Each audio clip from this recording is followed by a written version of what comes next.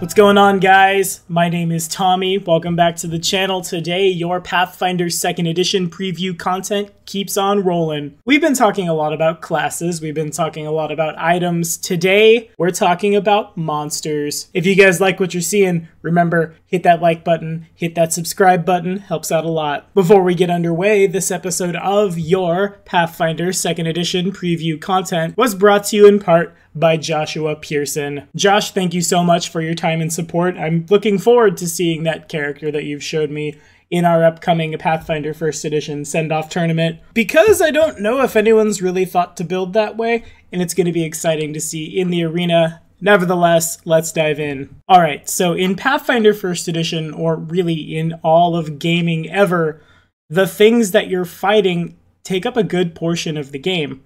The very expansive lists of bestiaries, adventure paths, splat books, etc., that Pathfinder has put out over 10 years has led to a lot of things from CR like 1/8 to CR 30 to pit our adventurers against. And really, a lot of people, when they say that Pathfinder is dying under its own bloat, I always disagree, because the bloat allows you to find whatever it is you want from whatever bit of mythology or book or anywhere else in the real world right here in everyone's favorite RPG. But as we're moving forward to Pathfinder 2nd Edition, we haven't really seen anything about a bestiary yet. We know there's going to be a core book, we know Doomsday Dawn is going to be a thing, and we assume that the adventure is going to have encounters, right? But today we learned the Pathfinder playtest bestiary includes over 250 different monsters, as well as adversaries built specifically for the playtest. This is what I've come to love Paizo for. So many monsters and dragons and kobolds and things from random folk tales across planet Earth. So I say the more the merrier. Now let's figure out some more about them, shall we? The first two creatures we're going to see today are these guys right here. Is that an orc? Is that an ogrekin? Perhaps something new? I'm not entirely sure. I will say that Wayne Reynolds' art continues to be awesome. What I will also say is that guy on the left is certainly dulling those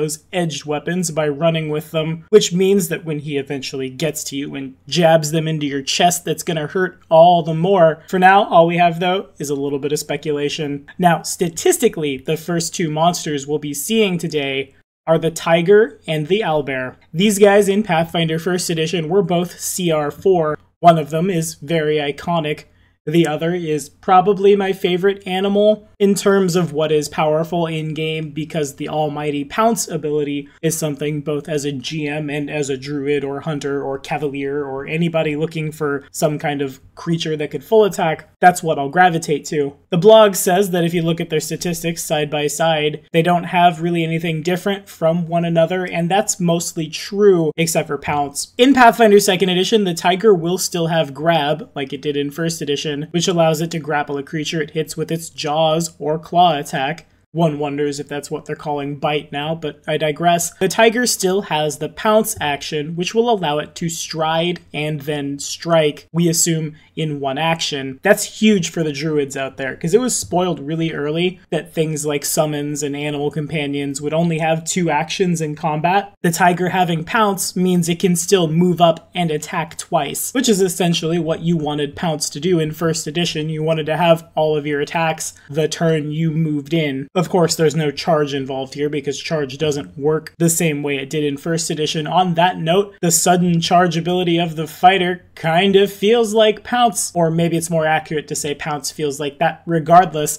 if you want pounce as a PC, the fighter's the way to get it. The tiger will also have wrestle, which allows it to claw a creature it's grabbed and knock it prone. This feels like rake, except for the fact that you're not necessarily forced to rake the target with your back claws, like you're an angry house cat who has to kill that little stuffed mouse, and woe to the guy on the saddle on your back as you flip over. The tiger will also have sneak attack. Yeah, you heard that right, the tigers are rogues now. Tigers were pretty deadly in low-level play in Pathfinder 1st Edition. In 2nd Edition, if they can do extra damage when you're flat-footed, that's really cool. Now let's pan over to the owlbear. It also still has grab, but once it has you, It can gnaw on you, hoping to disembowel you so it can devour your guts and later regurgitate them to feed its young. Aw, that's so sweet. And potentially making you sick from the sight. It can also unleash a blood-curdling screech as it advances into the fight to frighten you. I'm okay with both of these things. The owlbear is definitely a very iconic monster. There's nothing really in Pathfinder or in fantasy that fills that niche, looks like an owlbear, all other chimeras aside, but I always strayed away from using them because they just weren't that good compared to other things in the CR4 slot, like the tiger, in my opinion. Now if we can frighten people, now if we can sicken people, we have debuffs. Yeah, I'm definitely 100% more willing to break these guys out for more than just flavor reasons. In addition, animals that hunt in packs, looking at the wolves here probably, will have abilities to deal extra damage in groups. This bodes well for the archetypes that would give you multiple animal companions should they make it into 2nd edition.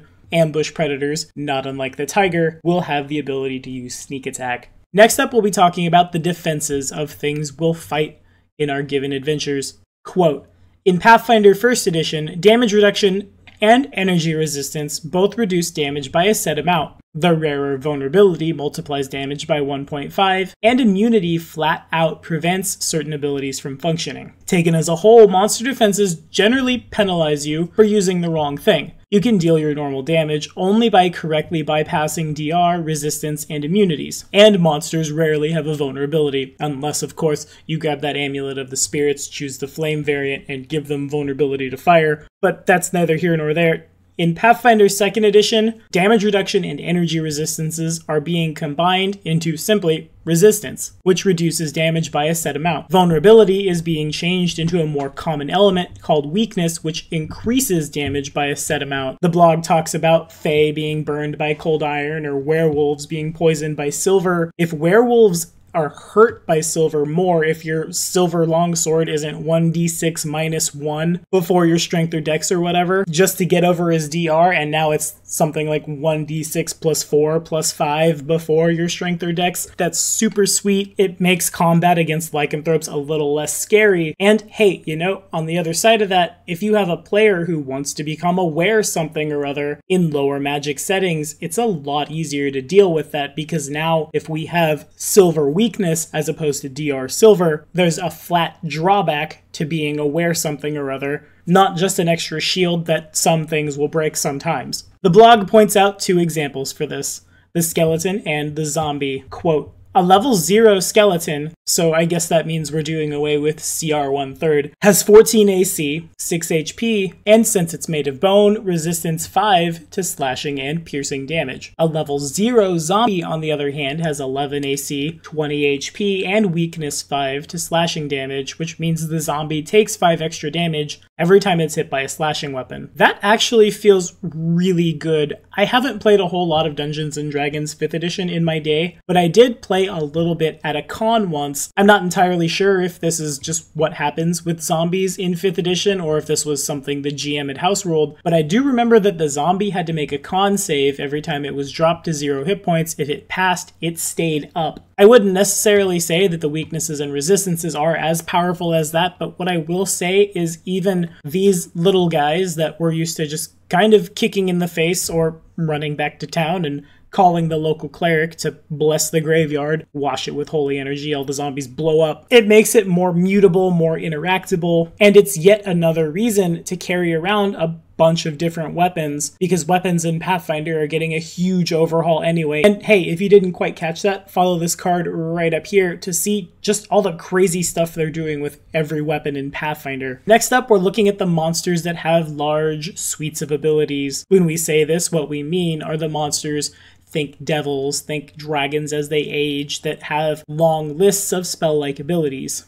I like Pathfinder 1st edition, but one of the things that I dislike is after a fight where I found a monster that I really liked, I'll go back and I'll reread and I'll realize, oh, I could have cast that 3 times a day, or I had this at will. You realize that the players should have been very dead. On the other side of that, and the blog does point this out, a lot of the really high CR outsiders will have a bunch of spell-like abilities that you just never use. The blog calls out the Nalfeshni and its Call Lightning. A CR 14 monster probably has something better to do than that, and really I agree agree. In 2nd edition, this is getting an overhaul. Quote, in Pathfinder 2nd edition, we tried to keep a monster's iconic abilities and story abilities while removing redundant or niche abilities, and then adding something new that fits the monster's ecology. For instance, barbed devils don't have the equivalent of Order's Wrath or Unholy Blight, but they have a special power called Warden of Erebus that lets them create extremely versatile glyphs of warding. For all such monsters, the goal is to make the monster's suite of abilities much easier to use and more memorable, without oversimplifying the monsters. And there's another one right there. The spells that say if you have equal hit dice to me, something kind of blur happens, or if you have like 25 billion less hit dice than me and the GM has decided that I'm an okay encounter, the party can handle it,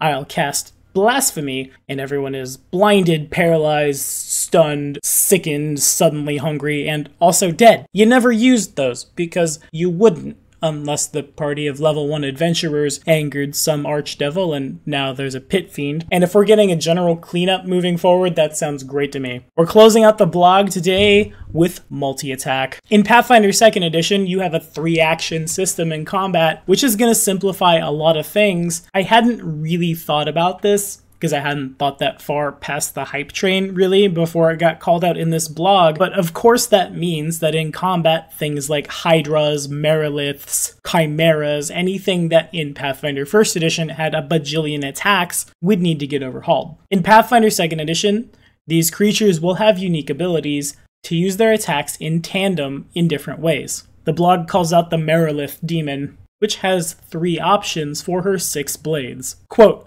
she can make a focused assault on one enemy, which can deal a massive amount of damage on a hit, you imagine extra dice, and deals damage for a single longsword, even on a failure, but not a critical failure. Alternatively, she can spin around like a whirlwind of blades, attacking up to 6 different creatures with her swords. Finally, she can just attack twice and use the other blades to parry, raising her AC for a round. You knew that combat was going to be a lot faster in Pathfinder 2nd edition. The 3-action system would do away with somebody having 15, 16 different things to do in a given turn, and then it's the bad guy's turn, and as an immediate action I will do this, and then I'll have like 20 things to do, and then it's my turn again, and the action economy is dominated. This provides a balance. Things like the Merilith, things like the Hydra, things like dragons can still have a bunch of things they can do, but it's more modal than sitting and thinking and calculating base attacks and throwing dice at the table. No, this time it's either I'm gonna waylay on that dude, hit all the dudes,